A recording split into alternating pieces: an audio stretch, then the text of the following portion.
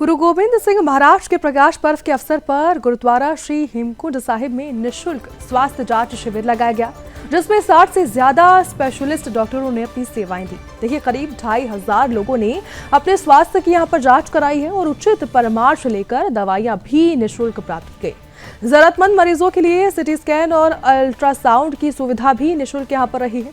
इसके अलावा स्वेच्छा से रक्तदान करने वालों के लिए भी शिविर लगाया गया था। मौके पर गुरु का अटूट लंगर भी चलता रहा।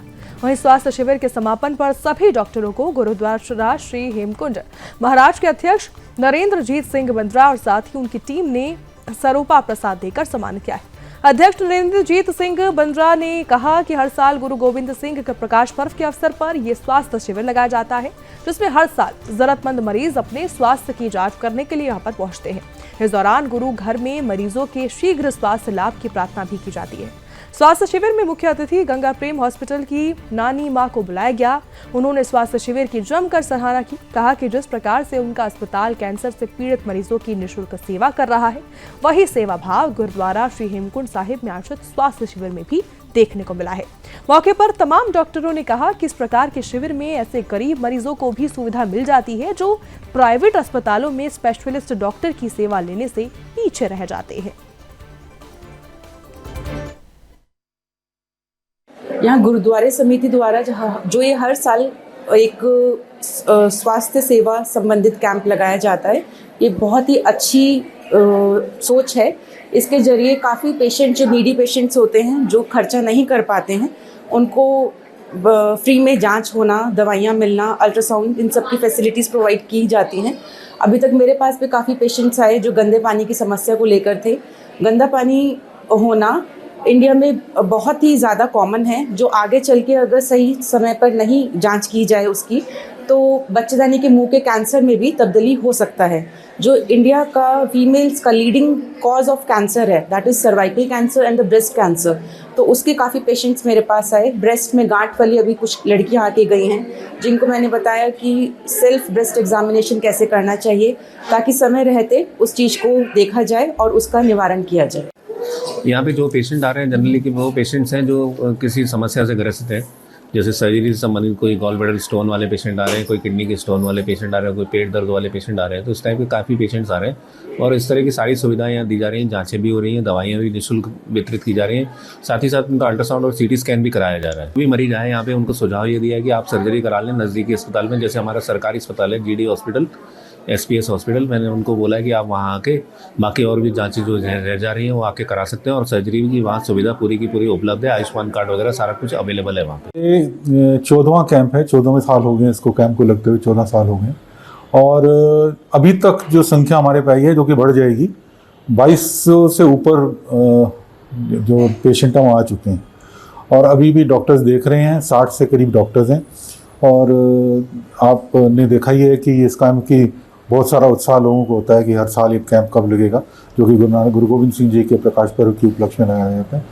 आज हमने कैंप में मुख्य अतिथि के तौर पे नानी माँ, जो गंगा प्रेम हॉस्पिस, जो कि कैंसर पेशेंट्स की देखभाल के लिए बनाया उन्होंने, तो उनकी संचालिका को हमने यहाँ बुलाया है। वो भी इस कैंप को देख के बहुत अत्यंत खुश हुई कि सेवा की जो निस्वार्थ सेवा का जो भाव है वो जो उनमें भी है, और इन्होंने कैंप में भी देखा कि पूरी ऋषिकेश की जितनी भी संगत है वो मिलजुल कर। टिहरी गढ़वाल के विकासखंड जौनपुर के गांव अलमस के 23 वर्षीय सतीश पवार ने एप्पल मिशन योजना से जुड़कर गांव में ही आर्थिक आत्मनिर्भरता की प्रेरक मिसाल पेश की। देखिए, साल 2021-22 में सतीश को योजना के तहत 530 सेब के पौधों पर 80% अनुदान, 20% लाभांश सहायता और साथ ही जिला उद्यान विभाग का तकनीकी मार्गदर्शन प्राप्त हुआ। ऐसे में सतीश ने अपनी 10 नाली भूमि में वैज्ञानिक पद्धति से M9 किंगरूट, ग्रीन मीट और साथ ही एडम, जेरोमाइन और रेड ब्लॉक्स जैसी उन्नत किस्मों का बाग विकसित किया। इस साल उनके बाग से 14 से 15 क्विंटल सेब का उत्पादन हुआ है, जिससे उन्हें लगभग 2 से 2.5 लाख रुपए की आय हुई। बता दें, उत्पाद की आपूर्ति मसूरी के प्रतिष्ठित विद्यालयों जैसे वुडस्टॉक स्कूल और सेंट जॉर्ज स्कूल और साथ ही स्थानीय बाजारों में की जा रही। महत्वपूर्ण बात इसमें यह है कि सतीश ने बाहर शहरों में नौकरी करने के बजाय गांव में ही बागवानी को स्वरोजगार का माध्यम बनाया। वे फेसबुक पर फैमिली फार्म पेज के माध्यम से सीधे उपभोक्ताओं से जुड़कर अपने उत्पाद का प्रचार भी कर रहे हैं। जिला उद्यान अधिकारी अरविंद शर्मा ने कहा कि सतीश की सफलता अन्य युवाओं के लिए प्रेरणादायक है और रिजर्व माइग्रेशन को बढ़ावा भी देती है। मुख्यमंत्री पुष्कर सिंह धामी के नेतृत्व में एप्पल मिशन के तहत गांव में रोजगार, आधुनिक बागवानी, साथ ही आर्थिक आत्मनिर्भरता का जो विजन है, सतीश की इस उपलब्धि में स्पष्ट रूप से दिखाई देता है। नमस्कार, मेरा नाम सतीश पाना, ग्राम अलमस्त, ब्लॉक जौनपुर, टीट गढ़वाल से हूँ। मैंने 2021-22 में सेब के पौधे लगाए 35, जिसमें 3 वर्ष पूर्ण होने के बाद में प्रथम बार में 14 से 15 टन सेब निकाले। मैं धन्यवाद करना चाहूँगा जिला उद्यान अधिकारी टिहरी, माननीय मुख्यमंत्री धामी जी, की वजह से भी योजना मिल सकी। नमस्कार आप सभी को, मैं अरविंद शर्मा, जिला उद्यान अधिकारी टिहरी। सभी कृषक भाइयों साथियों का मैं स्वागत करता हूँ। और हमारे ज़िले में जो 2-3 योजनाएं हैं जो मिशन मोड में चल रही है, जिसमें हमारा एप्पल मिशन है, कीवी मिशन है और ड्रैगन फ्रूट मिशन है। तो एप्पल मिशन में जहाँ तक मैं बात करूँ, एप्पल मिशन हमारा 1 एकड़ पे जो मानक है वो लगभग 12 लाख रुपए का है, अगर आप M9 आधारित रूट स्टॉक पर एप्पल की खेती करते हो तो। और M111 पे अगर करते हो तो लगभग जो है वो 7.5 पौने 8 लाख के आसपास है। हमारे जो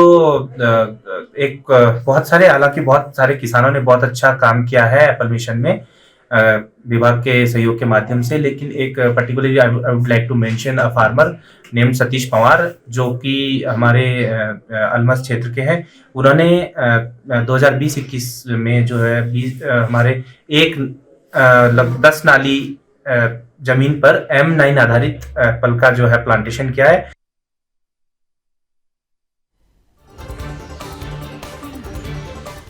अंकिता भंडारी हत्याकांड में कथित वीआईपी की भूमिका की अदालत की निगरानी में सीबीआई जांच की मांग को लेकर अब कांग्रेस द्वारा बुलाए गए उत्तराखंड बंद का लालकुआ में भी खास असर देखने को नहीं मिला है। शहर के अधिकांश व्यापारिक प्रतिष्ठान आम दिनों की तरह खुले रहे।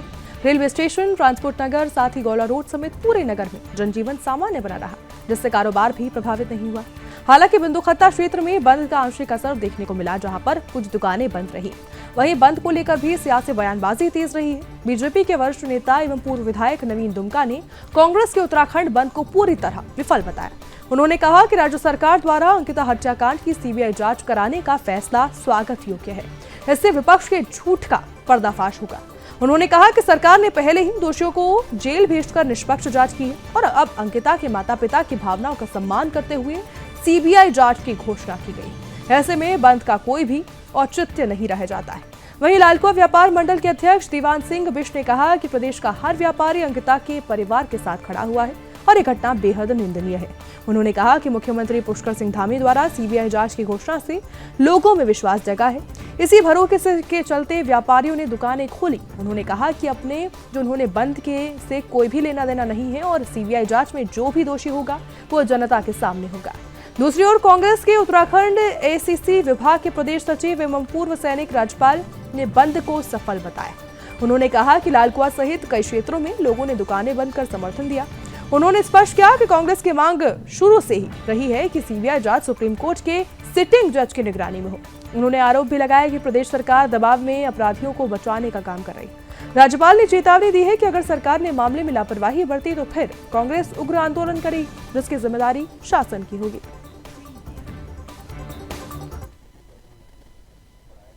हत्याकांड जो हमारी बहन की बड़ा निंदनीय घटना थी, वो एक प्रदेश के सर्वसार करने वाली घटना है। जो प्रदेश बंद का निर्णय था सभी गठबंधन दलों का, उसमें व्यापार मंडल में शामिल था, जिसमें बंद की घोषणा से पहले ही प्रदेश के हमारे यशस्वी मुख्यमंत्री, युवा मुख्यमंत्री धामी जी ने उसको मान लिया, सीबीआई जांच की संस्तुति कर दी। तो हमारे प्रदेश नेतृत्व ने बंद के आह्वान को खारिज करते हुए उन्होंने कहा भाई व्यापारी की जो मांग उसको मान लेगा, इसलिए बाजार बंद नहीं होगा। तो हमारी 383 इकाइयों में बंद का आह्वान को नकार दिया गया था। व्यापार मंडल का समर्थन तो पहले था शायद मेरे ख्याल से, उसके बाद जो सीबीआई की जो मांग थी वो मान ली गई थी प्रदेश सरकार द्वारा, तो उसके लिए वापस ले लेगा बंद का आह्वान। का दूध पानी का पानी होना चाहिए। अंकिता हत्याकांड के हत्यारे उनको सजा होनी चाहिए। देखिए, आज हल्दूचौर से खारदांग के बीच अपने सामाजिक कार्यक्रम के अंतर्गत 4 जगह मुझे बैठना हुआ। कस्बा और हल्द्वानी नगर खारदांग के अंदर कहीं पर भी बंद का कोई असर नहीं दिखा। वास्तव में ये बंद पूरी तरह से फ्लॉप रहा और इसका कोई औचित्य भी नहीं था। जब अंकिता हत्याकांड की जांच माननीय मुख्यमंत्री श्री पुष्कर सिंह धामी जी द्वारा सीबीआई से कराने का निर्णय ले लिया गया, तो उसके बाद इसका कोई औचित्य नहीं था। वास्तव में कांग्रेस एक सेंटिमेंटल मुद्दे पर व्यर्थ का भड़काऊ और लोगों को मिसगाइड करके जो आंदोलन कर रही थी। तो फिलहाल के लिए अपना उत्तराखंड में इतना ही। देश दुनिया की तमाम खबरों के लिए देखते रहिए सुदर्शन न्यूज।